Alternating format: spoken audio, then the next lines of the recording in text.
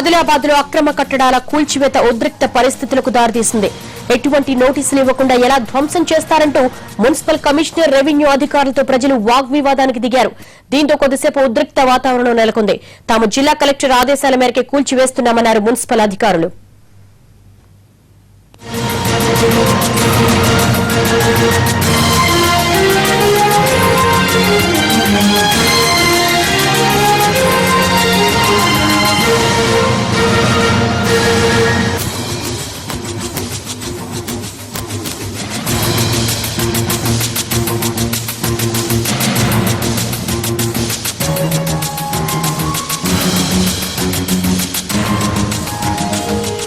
ఆదిలాబాద్ లో అక్రమ కట్టడాల కూల్చివేతలు ఉద్రిక్తతకు దారితీశాయి.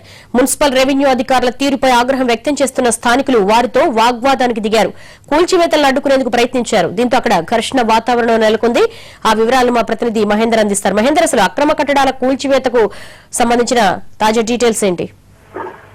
దేవి, ఆదిలాబాద్ జిల్లా కేంద్రంలోని అక్రమ కట్టడాల కూల్చివేత తీవ్ర ఉద్రిక్త పరిస్థితులకు దారితీసింది. మార్కెట్ యార్డు వెనకాల ఉన్న ప్రభుత్వ భూమిలో కాంప్లెక్స్ నిర్మాణం, ప్రభుత్వ భూమిలో కాంప్లెక్స్ నిర్మాణం దానికి సంబంధించి రెవెన్యూ అధికారులు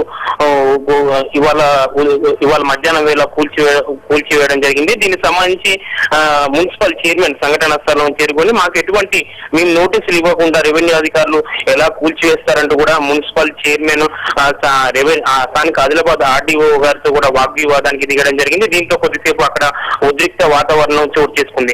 ముఖ్యంగా చెప్పుకుంటే ఆదిలాబాద్ జిల్లా కేంద్రంలోని మార్కెట్ యార్డ్ లో గల 800 గజాల ప్రభుత్వ భూమిలో ఇది గత 30 ఏళ్ల క్రితం కూడా ప్రభుత్వం దీన్ని ఇండస్ట్రియల్ పర్పస్ లో లీజ్ తీసుకోవడం జరిగింది. అయితే దీంట్లో ఎటువంటి నిర్మాణాలు చేపట్టవద్దని వారం రోజుల క్రితమే రెవెన్యూ అధికారులు నిర్మాణం చేపడుతున్న స్థానికంగా ఉండే వ్యక్తులను కూడా హెచ్చరించడం జరిగింది. అయితే దీనిలో భాగంగా రెవెన్యూ అధికారులు హెచ్చరించిన తర్వాత కూడా నిర్మాణాలు జరుగుతుండటంతో కూడా రెవెన్యూ అధికారులు వాళ్ళ మధ్యాహ్నం వేళ మున్సిపల్ అధికారుల సహకారంతో కూడా ఇది కూల్చివేత చేయడం జరిగింది. దీనికి సంబంధించి కూడా మున్సిపల్ చైర్మన్ ప్లస్ కౌన్సిలర్లు కూడా రెవెన్యూ అధికారులతో కూడా వాగ్వివాదం దిగడం జరిగింది. ప్రస్తుతం కొద్దిసేపు కూడా అక్రమ కట్టడాల కూల్చివేత ఆగినా కానీ మళ్ళీ యథావిధిగానే 144 సెక్షన్ లో భాగంగా పోలీసుల సహకారంతో కూడా రెవెన్యూ అధికారులు పూర్తి కూల్చివేత కార్యక్రమం చేపడుతున్నారు. అయితే ఈ మొత్తంగా చూసుకుంటే మాత్రం ప్రభుత్వ భూములు అక్రమ కట్టడాలను రెవెన్యూ అధికారులు కూల్చివేస్తుంటే మున్సిపల్ చైర్మన్, కౌన్సిలర్లు